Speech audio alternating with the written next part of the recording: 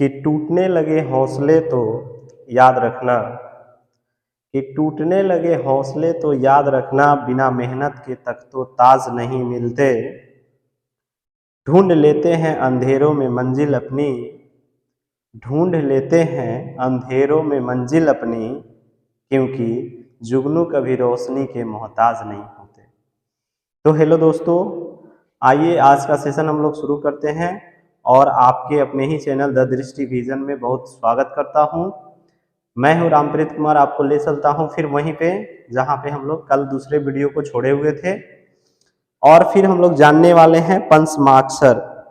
पंचमाक्षर या अनुनासिक वर्ण जो आपको ये बोर्ड पे लिखा हुआ है, ये क्या है? पंचमाक्षर या अनुनासिक वर्ण। तो दोस्तों इसका परिभाषा कहता है कि प्रत्येक वर्ण के पांचवें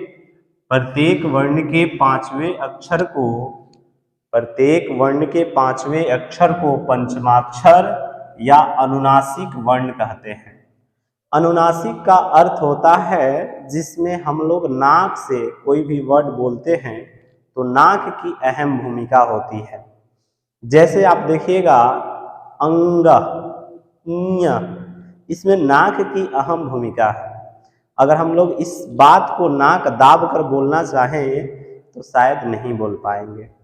तो ऐसे वर्ड को हम लोग कहते हैं पंचमाक्षर या अनुनासिक। मतलब प्रत्येक वर्ण के पांचवें अक्षर को हम लोग क्या कहते हैं? तो पंचमाक्षर या अनुनासिक कहते हैं, क्योंकि बिना नाक की सहायता से इसको बोल ही नहीं सकते हैं। जैसे अंगा, इया, अना, ना, मा, इतने जो होते हैं वो क्या होते हैं? अनुनासिक होते हैं। क्या होते हैं दोस्त? अनुनासिक होते हैं। तो आइए आपको फिर ले चलते हैं हम लोग अगले क्वेश्चन की तरफ, जो बताए थे आपको कि हम लोग इसमें पढ़ेंगे वर्ण में महाप्राण, अल्प प्राण। तो पहले हम लोग जान लेते हैं अल्प प्राण के बारे में। अल्प प्राण, अल्प प्राण क्या है? तो अल्प प्राण के बारे में हम लोग जानेंगे जिन वर्णों के उच्चारण में कम प्राण वायु की आवश्यकता होती है उसे हम लोग क्या कहते हैं? उसे हम लोग कहते हैं अल्प प्राण। परिभाषा है जिन वर्णों के उच्चारण में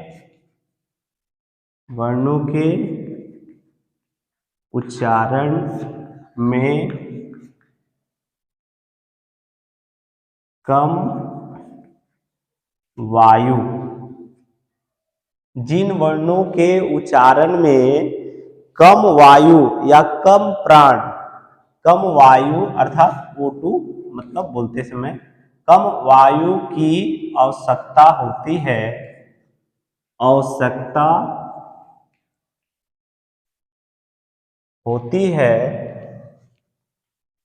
उसे अल्प प्राण कहते हैं।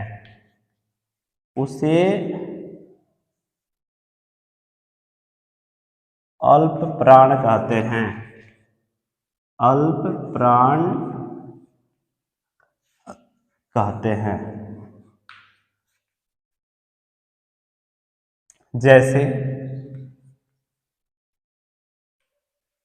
जैसे होते हैं वर्ण के प्रथमा,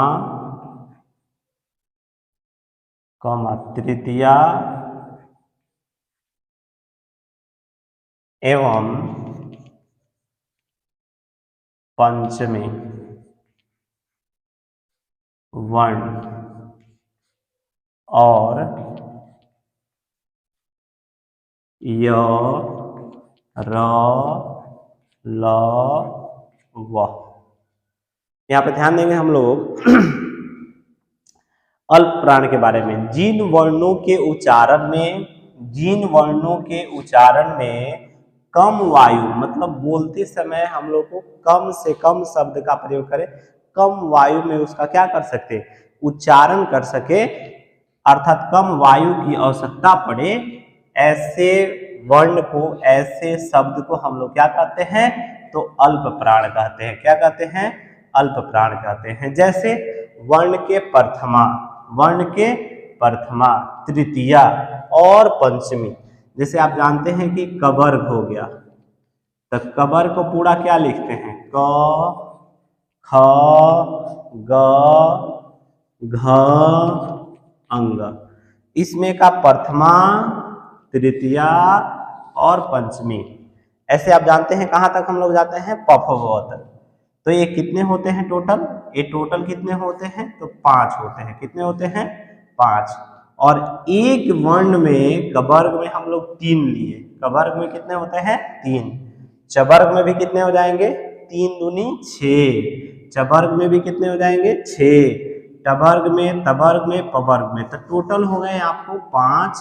और एक वर्ग में हम लोग 3 लेते हैं, तो 5 तिया 15 प्लस 1 2 3 4 य र ल व, ये जोड़ देंगे तो ये हो जाएगा आपका 19।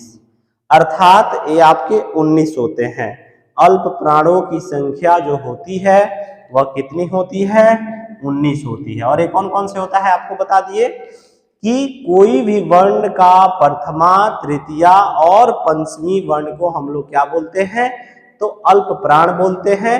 इसके साथ साथ य र ल व आदि, ये सारे जो होते हैं आपके क्या होते हैं, तो ये सारे आपके क्या हो गए, अल्प प्राण हो गए। अर्थात इसको हम लोग जानेंगे और यहाँ पे हम लिख भी सकते हैं या स्टार देकर लिख सकते हैं।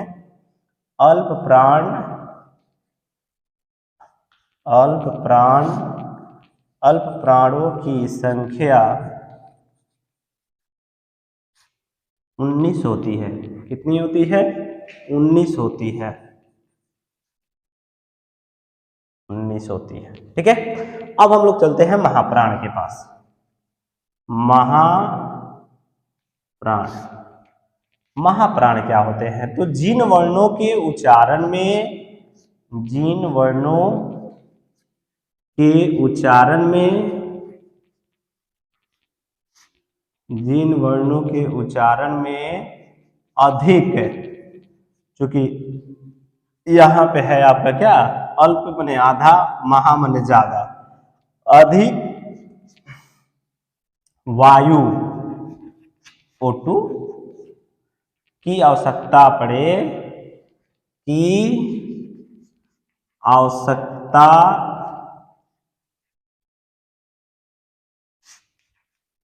आवश्यकता होती है, उसे क्या कहते हैं, उसे महाप्राण कहते हैं। उसे महाप्राण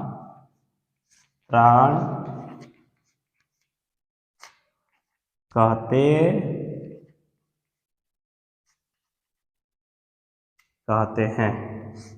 याद रखेंगे कि जिन वर्णों के उच्चारण में अधिक वायु की आवश्यकता होती है उसे महाप्राण कहते हैं।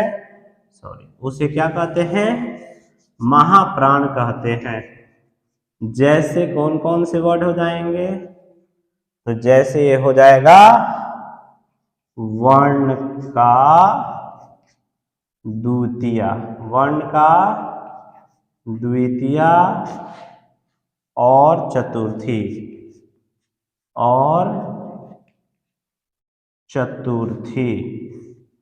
वर्ण का द्वितीया और चतुर्थी जो है ये आपके क्या कहलाएंगे, ये आपके कहलाएंगे महाप्राण।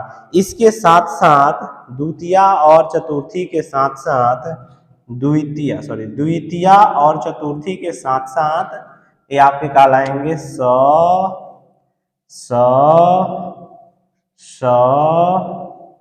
ह। अब यहां से देखेंगे कि द्वितीया और चतुर्थी, चूंकि वर्ण की संख्या क से लेके म तक कितने हो गए, 5, और 5 में हमने द्वितीया और चतुर्थी को लिया। जैसे क ख ग घ अंग, तो इसमें हमको ख को ले लेना है और घ को ले लेना है। तो एक वर्ण में कितने हो गए? 2 हो गए। तो ऐसे 5 वर्ण है, 5 वर्ण में कितने हो जाएंगे? 10। 5 दूनी कितने हो गए? 10।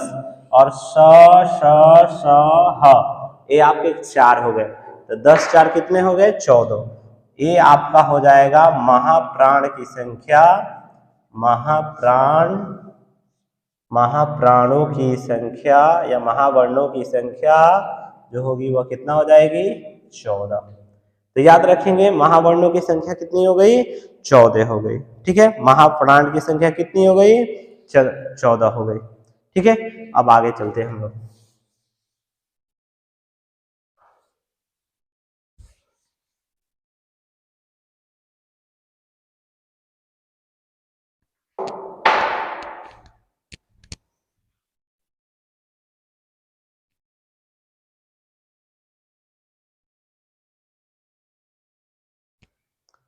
अब हम लोग जानेंगे वर्णों का उच्चारण स्थान। वर्णों का उच्चारण स्थान जैसे बहुत सारे वर्ण जो होते हैं वो क्या होते हैं? कंठ से उच्चारण किए जाते हैं। बहुत सारे वर्ण जो होते हैं आपको तालु से उच्चारण किए जाते हैं। बहुत सारे वर्ण जो होते हैं वह दांत और ओठ की सहायता से बोलते हैं। मतलब ऐसे सभी वर्णों के बारे में हम लोग जानेंगे जिसका उच्चारण स्थान कुछ ना कुछ है। अर्थात कुछ का कंठ होता है, कुछ का तालु होता है, कुछ का दंत ओठसय होता है। ऐसे बहुत सारे आपको वर्ड मिलेंगे। ठीक है, तो सबसे पहले हम लोग जानेंगे, और इसको देखिए मजे की बात क्या है कि हमको इसको पढ़ना है सूत्र से। सूत्र आपको बता देंगे, आप आसानी से याद रख ले। जैसे हम आपको बताइए किसको अ का उच्चारण स्थान क्या है, फिर आपको पूछे क का उच्चारण स्थान क्या है, तो देखिए ऐसे हम लोग पढ़ेंगे तो फंस जाएंगे और याद नहीं हो पाएगा। तो एक अच्छा सा ट्रिक लेकर आए हैं जिसको आपको बता देते हैं कि हमको करना क्या है। एक सूत्र के माध्यम से पढ़ेंगे। हालांकि ये बुक में भी आपको आसानी से उपलब्ध हो जाएगी, लेकिन यहाँ पे हम लोग थोड़ा सा और अच्छे ढंग से पढ़ेंगे। जैसे आपको है पहला सूत्र का नाम है जिसका नाम है अकुह विसर्जनियाम अकुह विसर्जनियाम कंठ। अकुह विसर्जनियाम अकुह विसर्जनियाम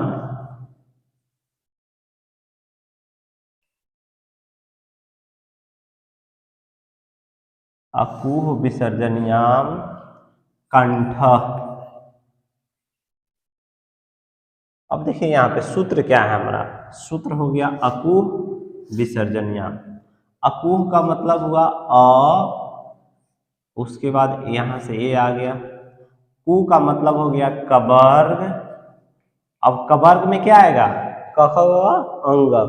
कवर्ग में क्या आया? क ख ग घ अंग। और ह मीन्स क्या हो गया? ह। और विसर्जनियाम का तो आप जानते हैं विसर्ग। ये क्या हो गया? विसर्ग। अर्थात हम इसको कह सकते हैं अ कवर्ग। अब कवर्ग में क्या आ जाएगा? क ख ग घ अंग, ह और विसर्ग। इन सबों का उच्चारण स्थान क्या है? आपका कंठ है। क्या है? इन सबों का उच्चारण स्थान क्या है? क है। तो इसको हम लोग परिभाषा के ढंग से जानेंगे कि कैसे इसको हम लोग बोलेंगे। ठीक है, चलिए ये तो आपको हम ऐसे दिखा दिए। अब ऐसे भी आप इसको लिख के आसानी से याद कर सकते हैं, या फिर हम परिभाषा चल रहे हैं बताने, उसको भी याद कर सकते हैं। तो आप ऐसे भी स्क्रीनशॉट लेके उसको लिख सकते हैं। ठीक है, या फिर वीडियो को रोक के आप लिख सकते हैं। चलिए हम लोग अब इस परिभाषा जानते हैं क्या कहता है। तो ये हो जाएगा अ कौमा कवर्ग कौमा हा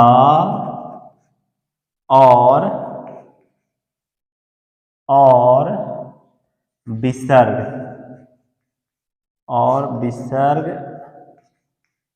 का उच्चारण स्थान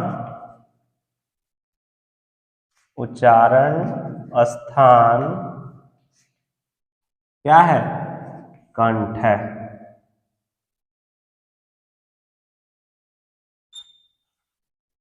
कंठ है। तो इसको हम आसानी से जानेंगे कि इसका उच्चारण स्थान क्या हो गया, कंठ हो गया। मतलब आपको क्वेश्चन आया कि भाई चलिए क्वेश्चन बताइए, आपको अंग का उच्चारण स्थान होता है, अंग का उच्चारण स्थान होता है, और बोर्ड के एग्जाम में ये क्वेश्चन सब पूछते हैं, ठीक है। स्थान क्या होता है? अब ऑप्शन आपको दे देगा, ए में दे दिया कंठ, और बी में दे दिया दंत, सी में दे दिया ओट्स, और डी में दे दिया तालु। तब आप इसको पढ़े रहेंगे तब ना बताएंगे, फटाक दे मारेंगे, क्या आंसर हो गया, कंठ। ये आपका क्या हो जाएगा, कंठ। अंग का उच्चारण स्थान क्या हो गया, कंठ। तो आप इस पर ध्यान देंगे, ठीक है, और ये चीजें आपको आसानी से सीखने को मिल जाएगी। अब हम लोग आते हैं दूसरे फॉर्मूला पे। फॉर्मूला नंबर ए आपका कितना हो गया, 1 हो गया। अब आते हैं हम लोग दूसरे नंबर पे। दूसरा नंबर फॉर्मूला क्या कहता है, एक आता है इचू सनाम तालु, इचू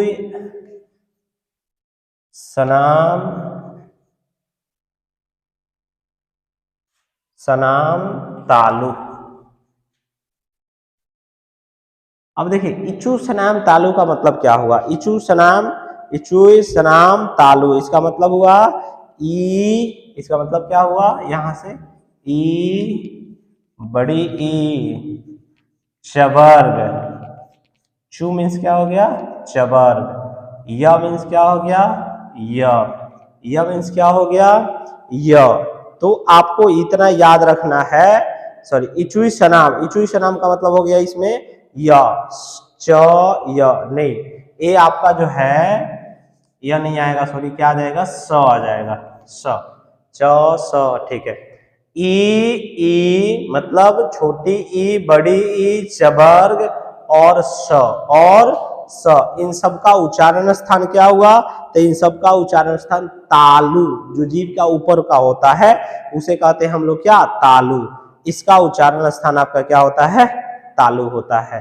य स, सॉरी य और स, ठीक है, य और स। अब देख लेते हैं परिभाषा, परिभाषा से क्लियर होगा, ठीक है। परिभाषा से क्या होगा, जैसे छोटी ई, बड़ी ई, कौमा चवर्ग, कौमा य तथा स। सॉरी माफ कीजिएगा, हमने वहां पे य छोड़ दिया था, यह भी है। इचुई सनाम, इचुई सनाम तालु, इचुई सनाम तालु, ई, बड़ी ई, चवर्ग, य, स। वर्ण का उच्चारण, वर्ण का उच्चारण स्थान जो होता है वह क्या होता है, वह होता है आपका तालु। उच्चारण स्थान तालु होता है, तालु होता है, याद रखेंगे। इचुई सनाम तालु, दूसरा फॉर्मूला ई, सॉरी चवर्ग, य और स, तलावी स जो होता है वो उसका हम लोग तालु का प्रयोग करते हैं, किसका प्रयोग करते हैं, तालु। अब हम लोग देखेंगे तीसरा फॉर्मूला, रिटूर भाषाणाम, रिटूर भाषाणाम, रिटूर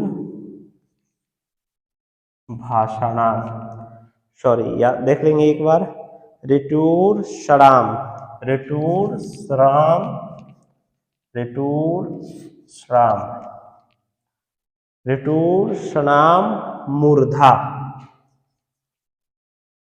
इसका प्रयोग हम लोग मूर्धा से करते हैं, किससे करते हैं, मूर्धा से। मतलब जब भी हम बोलेंगे, उच्चारण करेंगे, तो इसका उच्चारण जो होगा वो क्या होगा, तो मूर्धा होगा। क्या होगा जी, मूर्धा होगा। जैसे रिटूर शनाम मूर्धा, तो इसमें आपका हो जाएगा री, क्या हो जाएगा, री, उसके बाद हो जाएगा री, उसके बाद हो जाएगा टवर्ग, टवर्ग के बाद हो जाएगा र, ट, र, उसके बाद हो जाएगा तथा स, तथा क्या हो गया, स। इसका मतलब हुआ कि री ट वर्ग जिसमें ट ठ ड अड़ र तथा स का उच्चारण स्थान क्या हो गया, स का उच्चारण स्थान हो गया मूर्धा। उच्चारण स्थान जो है वह क्या हो गया, मूर्धा। उच्चारण स्थान मूर्धा होता है। जैसे री री ट ठ ड ढ अड़ र स, इन सब का उच्चारण स्थान क्या होता है, तो ये होता है आपका मूर्धा होता है, ऋटूर्ण सणाम मूर्धा। अब आगे हम लोग चौथा सूत्र जो है इसको कल पढ़ेंगे, लेकिन इससे पहले एक और चीज जान लेंगे कि ऋटूर्ण सणाम का जो मूर्धा से प्रयोग करते हैं इसका अर्थ हुआ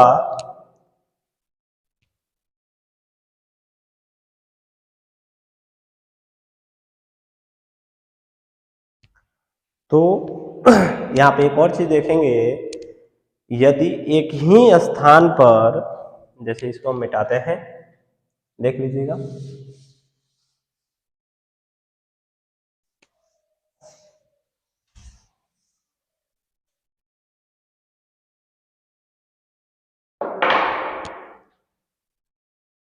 यदि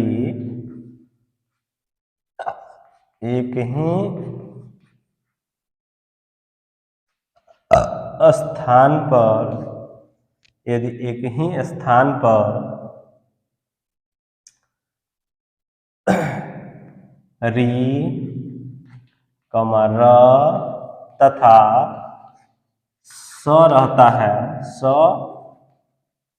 रहता है, या इन तीनों में से, इन तीनों में से कोई एक रहता है, कोई एक रहता है, तो उसे, तो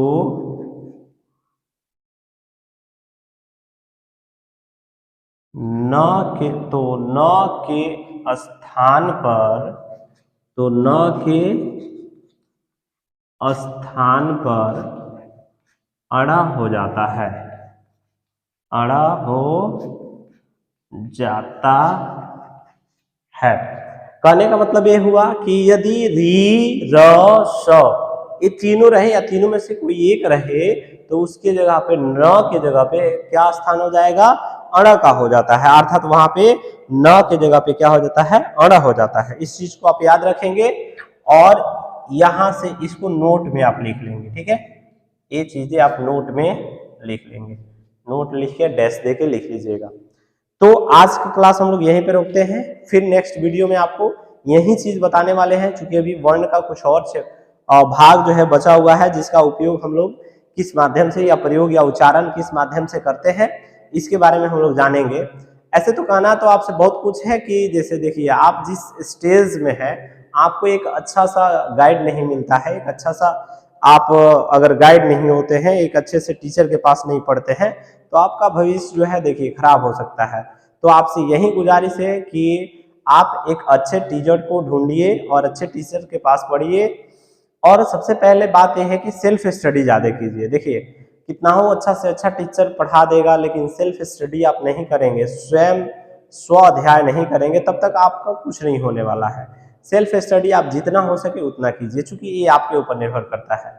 और कहते हैं ना, दुनिया भी उसी का नाम लेती है जो जीतता है। चूंकि इस मूवी भी आ चुका है, जो जीता वही सिकंदर। तो जो जीतता है उसका नाम होता है, जो नहीं जीतता उसका नाम नहीं होता है। आप भी पढ़ लिख के एक अच्छे बड़े से बड़े अधिकारी बन सकते हैं। तो आज से ही आप ये ठान लीजिए, मन में बिठा लीजिए कि हमको बस पढ़ाई करना है। देखिए दुनिया तो हमेशा आपको कभी ना कभी तो बरगलाएगी ही, कभी इस चीज में कभी उस चीज में, लेकिन ये आपके लिए सही चीज नहीं है। आपका रास्ता बस आपके एम पे फोकस करना चाहिए, आपको अपने लक्ष्य पे ध्यान देना चाहिए, न कि इधर उधर की बातों में ध्यान रखना चाहिए। और ज्यादा से ज्यादा समय जो है आप अपने सेल्फ स्टडी में लगाएं। क्योंकि देखिए सेल्फ स्टडी एक ऐसा हथियार है जिसमें ना किसी टीचर की आवश्यकता पड़ती है और ना ही किसी घर वाले की आवश्यकता पड़ती है, सिर्फ आप ही को मेहनत करना पड़ता है। और ये सबसे नहीं होता है, ये समझिए कि 100 में मुश्किल से 30 से 40% बच्चे ही कर पाते हैं, और जो लोग अच्छे से कर लेते हैं वो काफ़ी अच्छे निकल जाते हैं, आगे निकल जाते हैं। तो आपसे यह रिक्वेस्ट रहेगा, विनती रहेगी, निहोरा प्रार्थना, जो चीज़ समझिए आप बस पढ़ाई करें। क्योंकि मेरे यहाँ भी जो भी स्टूडेंट पढ़ते हैं उनसे भी मैं बार बार बोलता हूँ कि आप लोग सेल्फ स्टडी घर पे ज़्यादा करें।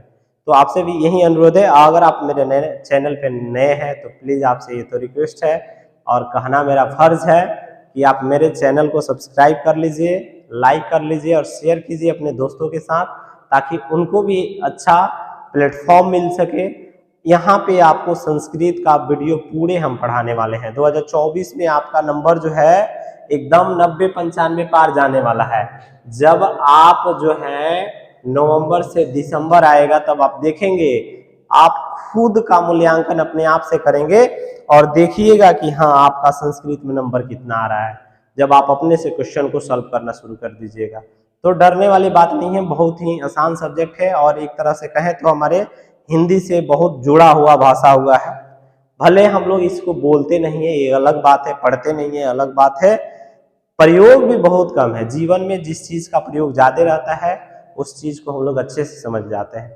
ठीक है, थैंक यू, नमस्कार। और आगे के वीडियो को आप देखने ना भूलें, बेल आइकन को क्लिक कर लीजिए, चैनल को सब्सक्राइब कर लीजिए। Thank you.